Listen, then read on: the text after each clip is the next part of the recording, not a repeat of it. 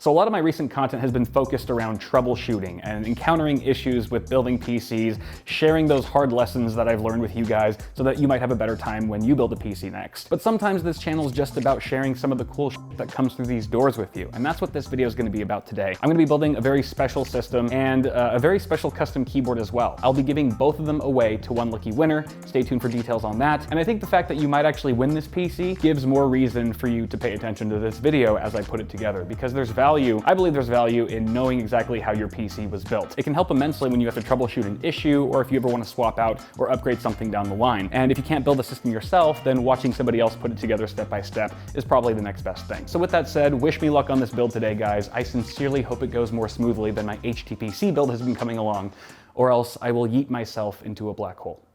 Before we continue, this video is brought to you by Hetzner Online. Hetzner is a leading hosting provider and data center operator in Europe with hundreds of thousands of servers in operation. By combining its strengths in innovative technology, attractive prices, expert support, and flexible customer service, Hetzner expanded its market both within and outside of Germany and Europe. They operate their very own high-tech data centers in Nuremberg and Falkstein, both located in Germany and in Helsinki, Finland, with another location in Ashburn, Virginia. By partnering with well-known hardware and software manufacturers, they ensure that their products have the highest level of quality across the board. One of the best perks with Hetzner is that servers are available in just a few minutes after setup. Hetzner Online is currently offering all AX dedicated root servers with AMD Ryzen CPUs, and also some select EX dedicated root servers with Intel Core i7 and Core i9 CPUs, without a setup fee for a limited time only. For all of your hosting and data center needs, check out Hetzner today by clicking on the link below. So the main thing that makes this build so special is the case that we're using today. NZXT has actually done a collaboration with My Hero Academia to create a custom chassis, a custom H510i All Might, as you see there. It's also limited edition. Now, for the record, I've never seen the show. I hardly know what it's about, so please forgive my ignorance if I miss any key points about this case that relate to the show. But that doesn't make me any less excited to check it out today, because NZXT, the last custom case they sent me was the Assassin's Creed one. I'm not a huge Assassin's Creed fan, but that case blew me away in terms of the quality, the features, and the attention to detail that NZXT put into it. It didn't just feel like they slapped a bunch of logos on it and called it a day. It was really, really well done. So I'm equally excited to take a closer look at this chassis. As special as this case is, the other parts going into it should not be overlooked. We have an AMD Ryzen 7 5800X 8-core 16-thread Ryzen processor on the Zen 3 architecture, an NZXT N7 B550 motherboard, two AR-RGB2 fans from NZXT, both in white. I should mention the motherboard is black, even though the picture is white. So it's going to be kind of like a mixture of black and white parts that we're using today. We have a white Kraken Z63 RGB with that sexy LCD pump block, and an 850 watt Dark Power Pro 11 PSU from Be Quiet. We also have 32 gigs of G.Skill Trident Z DDR4 memory that NZXT sent me in this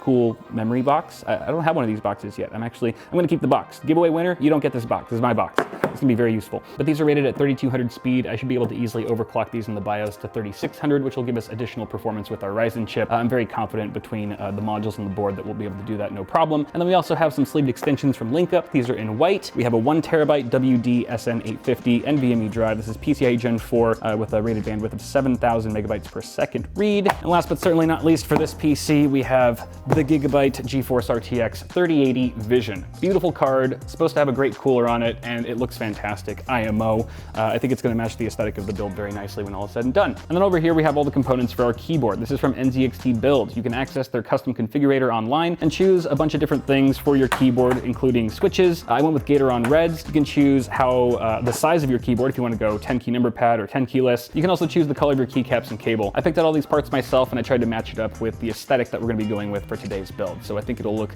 really nice when it's all put together. As always, you can find links to all these parts in the description below. I'll also put a link to the keyboard configurator from NZXT Build, as well as the giveaway entry page. Make sure you guys enter the giveaway. It's free to enter, obviously, international. Go for it, enter it now, and best of luck to everyone. Before we get building anything though, I first want to take a closer look at this case and see what it's all about. Here's the case in all of its glory. Pretty sexy.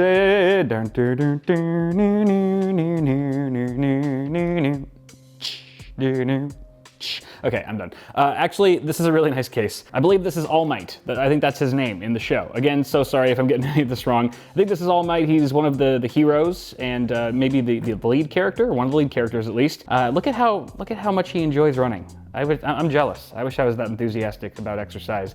But he looks great, it's fantastic. And if there was ever a case to go with ketchup and mustard cables, this is the one. It's got the red, it's got the yellow, it even has the purple. Come on. Obviously we have our own sleeves for today, but just pointing that out. He looks fantastic. This is the Plus Ultra puck, a custom version of the original NZXT puck with a magnetic backing that you can place anywhere on your case, any of the magnetic parts anyway, and you can hold your headset just like that, or wrap a cable around it, whatever you want to do, or just leave it like that. Looks pretty sweet. And then we also have a fun fact about me that may surprise you guys. I can actually read Japanese. So this actually says My Hero Academia. I know, you can tell me how impressed you are with me in the comments, but over here we've got the tempered glass side panel window, Plus Ultra over here. I have no idea what Plus Ultra refers to in the show. I just thought the case was trying to tell us what game settings we can run at. But very nice all around. What is this? We have a charm. This is a charm of All Might over there. Man, I need to get his dentist's number. Look at that smile. We also have, let's take this off because I think there's another fun surprise in here. Let me just not destroy the case. Rest this right here for now. Oh, and look at the fun red stripes on the side panel window. That's a nice touch. It's all about the details, guys. It's all about the details. We've got a red cable management bar, and this guy right here just peeking out through your CPU cutout. Looks very angry that he doesn't have a nose, but I'm sure he's a nice guy. And then on the inside, we've got the two 120mm fans. This is gonna look so good with the white Air RGB2 fans once those are in there. This looks good too, but I think the white's just gonna blow it away. And then we also have the other side panel, which I want to remove. Let's have a looky. Oh, thank God he's wearing pants. You never know. Sometimes you never know what's going on behind a motherboard tray until it's too late. But there you go. Nice artwork, very detailed. Yes, I like this. And obviously this is an H510i at its core, right? So you're getting things like the built-in RGB and fan controller. You've got 2 RGB channels and 3 fan channels, which do accept PWM fans. There's plenty of room for cable management, PSU shroud at the bottom. I believe there's also a built-in, yes, there's the built-in RGB strip as well. Very important for frame rates. We've got 7 horizontal expansion slots and 2 vertical slots if you wanted to mount your GPU vertically. Maybe we'll mount it vertically today. I don't know. GPU thermals would take a hit because the fans would be brushing up against the side panel, but God, it looks so nice that way. Maybe I'll just do it vertically for this video, and then whoever wins this PC can obviously switch it to horizontal for better temps if they want. Oh yeah, quick look at the front I/O, or top I/O rather. Power button, USB Type A, USB Type C, and a combo audio jack. So there it is. NZXT has done it again. Another stunning limited edition collab case. I think they really knocked it out of the park this time. And honestly, this is kind of inspiring me to watch this show now. I really want to check it out just because of all the great things I've heard about it. But as attractive as this case already is, it's gonna look 10 times better as a finished system. So with that said, let's build. All right, we've got our motherboard out here, and the first thing I'm gonna do is remove the AM4 mounting bracket for the CPU cooler, since the Kraken cooler AIO that we'll be putting on here has its own mounting system. I like doing this step before I install the CPU, because I always have this paranoid fear that I'm just gonna jab the screwdriver right into the IHS. I know it's probably unlikely, but knowing my luck. All right, so that's good. And the next step is to actually install the Am4 Standoffs. These came with our Kraken cooler. There's no scientific ordering of what to do first when it comes to PC building, but there are certain parts that you should be installing before others to make your life a little easier. Also note that we kept the Am4 backplate that's behind the board because that's what these standoffs screw into. All right, now we can go ahead and mount our CPU. Nice Ryzen 7 5800X. Get that new CPU smell. No, it actually doesn't smell like anything. I just want to make sure that arrow's lined up, and the arrow's right there on the motherboard, and the little tiny golden arrow on the CPU. I know this is common knowledge to a lot of you, but it doesn't hurt to reiterate for those who don't. All right, CPU's installed. At this point, we can either install our memory or we can finish installing the CPU cooler. I'm gonna do the CPU cooler. We'll mount our pump block. That way the memory's not in the way. So the first thing we should do here is really prep the pump block for AM4. Because out of the box, it comes with the Intel bracket pre-installed. We want to remove this. Push down, twist. Oh, did I get some, what was that? Remove this guy. And where's our AM4 brackets? Right here. As you can see, I've already taken a lot of this stuff out of the box. Want to make sure to line this up properly so that our pump block isn't crooked once we mount it. That looks good. And notice that we have pre-applied thermal paste, so no need to apply our own. Geronimo! Yoink. All right, you want to hold it down firmly in place, because if you keep lifting it up, then it's going to mess up the thermal application. We'll go ahead and start screwing these thumb screws down. First going on 2 opposite corners diagonally. Don't tighten them down all the way just yet. Just kind of get a good threading on them. No. And then once they're all semi-threaded, you can go ahead and tighten them all the way. I usually, at least for this particular cooler, I avoid using a screwdriver. I just do it finger tight just to prevent over tightening. I don't want to strip anything here. And this will give us plenty of mounting pressure. All right, pump block installed. Now we can move on to the memory. We have 4 modules and 4 DIMM slots. Something about maxing out all your DIMM slots just hits different, doesn't it? Oh wait, hold on. This is not, I don't have enough clearance. These hoses are in the way. We've already hit our first incompatibility issue, folks. Wait, hold on. Never mind. It barely clears. Oh no, I don't like that. That's putting too much pressure on the DIMM there. Nope, don't like it. Okay, well, maybe we should flip it, but then is this gonna interfere with the VRM cover? Oh boy, every build has its own share of challenges. This is actually a good opportunity for a lesson. So when you're undoing your CPU cooler, if you're unmounting it, do it in the same way that you installed it, hitting the diagonally opposite screws first, a little bit at a time. Otherwise, in a very unlikely but worst case scenario, you could crack the CPU. All right, so we are gonna have to apply our own thermal paste now because that doesn't look good. That's not gonna work. So before we do that though, why don't I just see if this will actually fit? Oh yeah, plenty of clearance on the other side. Okay, that's the way we have to go then. So be it. Paper towels, hold on. I've already defiled the new CPU. I used to use a liquid thermal paste remover, but then I got lazy, so I stopped using it. Got a tube of thermal paste here. Oh wow, that's oily. That doesn't look right. That's not right. This is old thermal paste. This must be an old tube. Jeez Louise. Maybe if I just push it out more. Okay, there we go. That's the paste we want. Just a smidge. Maybe a little, slightly heavy on the application, but not too much. Oh, I also have to bear in mind that if we mount it this way, if we mount the pump block this way, then the cables will be coming out from the bottom. The cables for our fans, and connecting to the motherboard, which I don't think is going to be a problem. Certainly not as big as a problem as pushing against the memory stick. And if I remember correctly, I believe the NZXT CAM software allows you to invert the image on the LCD screen of this pump block. So we're not going to be stuck with an upside down temperature readout or GIF or whatever the heck the winner of this PC wants to put on there. Okay, ready for memory. Once more, make sure the notches are lined up with the notch on the DIMM slot. Boom. Boom. Sweet, okay. At this point, we can install our SSD next. Little cover plate here on our B550 N7 motherboard. I think we have to remove these stickers first. Lift here to remove, yes. Read the labels, Kyle. Always read the labels. Much easier when you follow instructions. Okay, we've got our SN850 right here. The connectors on NVMe SSDs are keyed as well, so make sure that those line up properly to the slot that you're putting it into. Yoink. Okay, we have our M.2 screw somewhere around here. Aha! By far and away, the easiest thing to lose in any PC build, the dreaded M.2 screw. Screw you. Hope to God that you have a magnetic screwdriver when using this little guy. And back on we go. Beautiful. All right, motherboard is pretty much prepped already, so I think we're ready for case installation, or motherboard installation inside the case.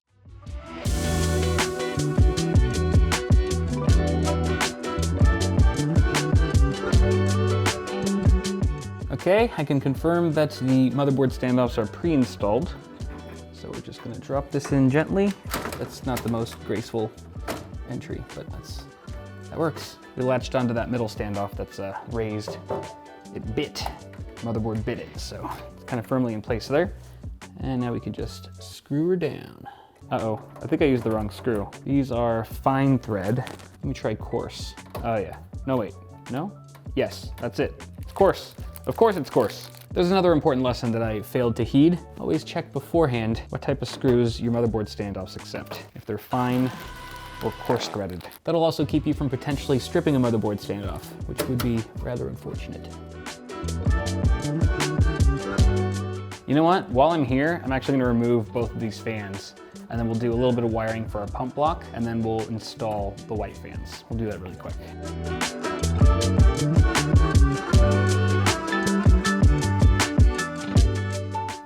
I'm gonna undo this twist tie Release the cable.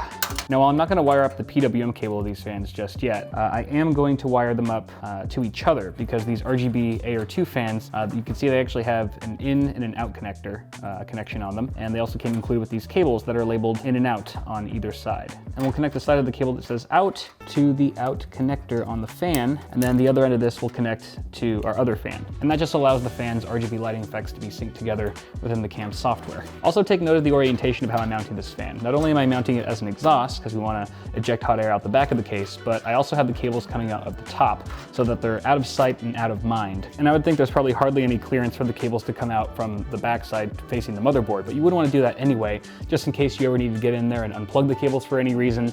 You wouldn't be able to access them. There just simply wouldn't be enough clearance between the fan and the motherboard. Now I'm going to plug the RGB cable from this fan into the other one. There we go. Okay, and I'm going to mount this also as an exhaust. Hot air rises, so that makes the most sense there. And we're gonna have the cables face the back of the case. Even though, like I just said, it makes them a bit more inaccessible, I feel like facing them any other direction in this case would be a terrible eyesore. Oh, you know what? Actually, I'm thinking ahead here. Before we actually mount this fan down, I'm gonna go ahead and plug in the cables for our AIO pump block and actually route them through the opening at the top above the motherboard, because that'll be a lot more difficult once this top fan's installed. So here we have the cable that's going to connect our pump block to the motherboard via this USB 2 header on the end, and it's got micro USB on the other side. Plugs in just like that. Just run it up top here. Oh, I wonder, will it be long enough? That's the question. The only reason I'm asking is because we did have to mount this pump block upside down, so the micro USB port is now further away from the USB 2.0 headers on the motherboard. But I think we should be okay. If not, we'll just have to route it a different way, which may not look as nice, but I can make it work. The second thing we have to plug into this pump block is this octopus of cables, which features things like 3-way fan splitter, SATA connector, fan connector, and a cable for our RGB. Fortunately, these all terminate to a single connector, which makes it a lot easier to plug into the pump block, but it is still a bit messy. You know what? Actually, I'm gonna unplug our micro USB cable here for a second. I'm gonna route this bunch of cables underneath that cable. That'll be a little neater. You know what? I'm actually going to unmount 2 of these DIMM slots to give us more breathing room. And I've also just decided that I'm going to zip tie this bunch of cables, including our micro USB cable. I'm going to zip tie them in an orderly fashion to the mounting bracket of our CPU cooler. I think that will look a lot nicer. Yes, sure enough, that does look a lot nicer. Look at that. Can you see that? That's awesome. Why haven't I done that before? Put the memory back in, and we'll just route all these cables through the top of the case. My fat fingers can't get in there. This would be much easier with the case standing up. I'm very aware of that, but in the interest of time and not wanting to change the camera angles, for the sake of easier video production.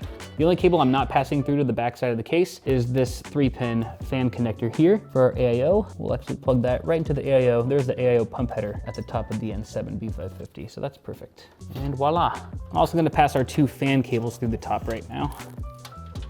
There's 1, and there's 2. There's also a lot of excess length coming from the RGB cable that's connecting these 2 fans. So I'm gonna push that through the top as well. Okay, we can finally mount this fan down. All right, white fans installed. Oh yeah, I'm so glad I went with white fans. That looks so nice. The black fans look good too, but oof, yeah. All right, moving on to installing our radiator and fans. So there's a couple ways that we could theoretically do this, but technically only one of them will really work. So what I mean by that is if we were to mount the radiator this way with the tubes on the bottom, technically that would be better, because if you mount it the other way with the tubes on top, you can get some air bubbles at the top, as we've seen from Gamers Nexus and all the great work that they've done over there, that you can get some air bubbles on the top, and sometimes it can make a little bit of noise. But the reason we have to mount it this way is because if we had the tubes at the bottom, the hoses would simply interfere with the graphics card. The only way it would work is if we mounted the GPU vertically, but I just realized that that is not possible in this case with this graphics card, because it's a compact mid-tower. This GPU is 3 slots wide, which is more than this case can handle, at least for the vertical mounting solution. So hoses on top it is. And in my experience, the bubbling noise is either non-existent or so inaudible that it's never really bothered me. In fact, I never even heard it until it was pointed out. Gamers Nexus has done some fantastic work on that, so you can go ahead and check out their content on it if you want. We should be totally fine going this route. I have systems that are mounted with the radiators this way that have been going for 3 or 4 years without any kind of issues. So let's go ahead and first remove this bracket. The H510i has this removable mounting bracket for your radiator and fans. Unfortunately, we can't mount the fans on one side and the radiator on the other. They both have to be on the left side of the bracket. Otherwise, the radiator will actually interfere with the front I/O cables, and there's just not enough clearance. I already tried that. So we're gonna just have to go with this route. Doesn't mean anything bad. It just means that you're special. All right, I just routed the cables through the 2 cutouts in the motherboard tray. And now we should be able to, well, I gotta shove those in there now. And then we should be able to mount this guy back inside the case. Get out of the way. Holy crap, I'm such an idiot. I just realized I mounted the radiator plate backwards. The thumb screws are on this side, they're supposed to be on the other. Son of a. All right, let's try this again, shall we? Dear Lord, I apologize for my stupidity once again. Oh, and by the way, just like the 2 case fans, I've also connected both of these fans already via that RGB cable. Comes included with the cooler. That's all taken care of. All right, that seems to be fitting much better. Let's lock this down before it runs away. All right, AIO fully installed, but now the moment of truth. Will the GPU fit inside of this case? No. No. No, no. Nope, nope, nope. Hold on, I wanna make damn sure that this isn't gonna fit. Oh shoot, it does fit. Oh, thank God. Thank the Lord Jesus. Thank you, baby Jesus. Okay, we're in the clear. Just barely. We have probably 3 millimeters of clearance there. Maybe 2. That's ridiculous. I was sweating bullets. Moving on to front panel connectors. We have to plug these things in, otherwise all the buttons and ports at the top of our case will not work. So I'm gonna start with USB 2.0 here. I believe this is for the built-in RGB and fan controller. We have front panel connectors right here, which NZXT has so kindly bundled together into a single connector for us. That is the bro move right there. The dreaded HD audio, which I don't recommend anyone use unless you absolutely have to. Front panel audio tends to have much more electrostatic interference, but I suppose it can be useful if you have no other option and don't mind garbage audio. USB 3.0. Actually, let's do our USB-C first, since it's above. Is this the right way? Yes, yes. While the USB-C connector itself is reversible, the USB-C header on a motherboard is not. But yet, even though I usually guess every time I plug it in, I always tend to get it right on the first try. It's like the opposite of USB Type-A. Actually, even if you have the angle right with USB Type-A, it still doesn't go in on the first try. All right, I think that's all of them. Yeah, front panel connectors are finished. Crap. I totally forgot something. I'm an idiot. I totally forgot that we also have to plug in an additional RGB cable for these Air RGB2 fans. I totally forgot about that. So I actually already wired one of them up here, routed it through behind the motherboard tray. This is exactly why I mounted the fan the way that I did, so that we could easily access these ports if needed. And right now, they are needed. All right, that's all we had to do for that one. I'll tuck that away later. And then this one's a little trickier, the ones on our radiator fans here. We have to uninstall this now, slightly. Where are you? Get in there, buddy. Come on, little guy. All right, there we go. Okay, I'm gonna mount this back into place. And now let me really quickly show you exactly where these RGB cables are gonna plug into on the other end. So this is the RGB cable coming from our rear fans, the one at the rear and the top fan. So we can easily just plug this one straight in to the RGB and fan controller right over here, because we have a free channel. There's only one other channel being occupied right now, and that's the built-in RGB strip that we pointed out earlier. Boom, that's good. And we don't have to worry about not having another LED channel for our radiator fans, because we actually have that RGB cable that's coming off of the pump block, and that's where we connect this. Ta-da! Can you imagine booting up this thing for the first time and having no RGB? It would have been a nightmare. You know what, while we're here, I'm also going to connect the fan cables, our PWM fan cables for the case fans. One, there's the other, and I'm plugging these fans into the 3-way fan splitter that came included with the case. It's already pre-wired up to the fan controller, which is super handy. We even have an additional header here, but for our radiator fans, again, we are going to plug those into the fan splitter that came off of the pump block, and we'll make this nice and neat later. Guys, we we have an issue. As you can see, the power supply is smoking. No, I'm just kidding. It's just my vape, which I don't recommend, by the way. Horrible habit. Okay, ready for PSU installation. This is a semi-modular unit. We do have some other cables that we got to plug in here, even though our 24 pin is already wired. This is, I should probably check, PCIe, another PCIe. Even though each of these have two 8-pin PCIe cables on the end of them, I still like to use one individual output on the PSU per connector on the GPU, just for better, cleaner, stable power. And even though we don't have any 2.5-inch SATA-based SSDs in this build, we do have two SATA plugs that need to get connected, one for the AIO pump block and the other for the RGB fan controller. So that's why we're connecting a peripheral cable. All right, in we go. I wanna make sure that the fan is face down, facing the ventilation at the bottom of the case. Get these cables out of the way. Come on, there you go. All right, and then we just screw her down. The next phase is the most tedious yet gratifying part of PC building, in my opinion, cable management. So I'm just gonna go ahead and start plugging and chugging, and you can enjoy this little time lapse.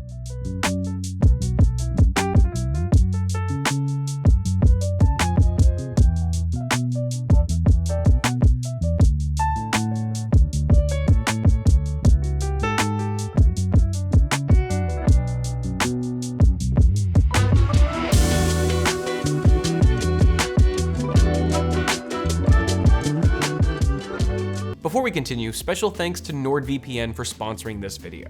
If you're still browsing the web without the security of a virtual private network, this message is for you. NordVPN hides your browsing activity with their state-of-the-art technology and more than 5,300 servers in 60 countries. And while the process used to encrypt your data is highly complex, using NordVPN is not. Connect with one click or enable the auto-connect feature for quick and easy protection. Speed tests have also proven NordVPN to be the fastest VPN available, with incredible performance that does not compromise speed for security. Of course, private browsing is just the tip of the iceberg. If a game isn't available in your country, just change your virtual location using NordVPN and buy any game to your heart's content. Pro tip, this also lets you take advantage of discounts available in other regions. Forget finding the best deal in your country, get the best deal across 60 countries. There's a lot more to NordVPN than that, so head to my special URL or use code BITWIT.TECH at checkout to get a 2-year plan plus 1 extra month with a huge discount. And with Nord's 30-day money-back guarantee, it's completely risk-free, so you have nothing to lose. Okie dokie, final stretch, GPU installation. Here we go. This is gonna be quick and easy. And typically in videos like this, as soon as I'm done building the system, I show it off to you guys in a nice sexy montage. But since we also have the keyboard to build, I'm gonna build that right after this, and then show off the finished build with the connected keyboard in all of its glory. Vertically mounting the GPU in here would have been cool, but again, temperatures would have suffered. And also, I really don't mind the horizontal mounting with this GPU because it's got this really nice silver backplate that even like folds to the front, and the purple strip is kind of nice too because it matches the back of the case with All Might.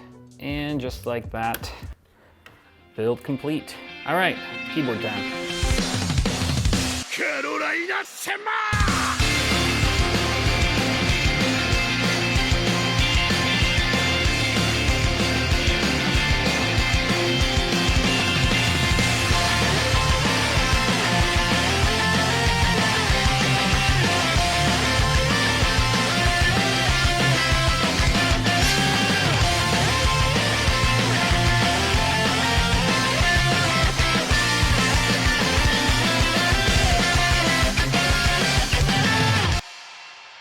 It looks so nice. Everything looks so nice. Oh my God, it's so nice. So nice. Yes, I'm super happy with how everything turned out. The build looks fantastic. I didn't realize it kind of has like some Gundam colors, right? Could be a Gundam themed build, but no, it's Hero Academia and it looks fantastic. Idle temps, look at those idle temps. 28C, hell yeah. The PC is functioning exactly as it should. Very happy about that. And the keyboard is very nice, I must say. NZXT did a really nice job. Overall, I would put the typing experience of this thing as somewhere in between like a basic, maybe $100 to $200 pre-built keyboard and something a bit more custom or premium like a GMMK Pro, for example. But you're gonna pay a lot less for this than something like a GMMK Pro. It sounds good, it feels good, really nice keyboard. And because I know you guys will yell at me if I don't give you one, here's a typing test.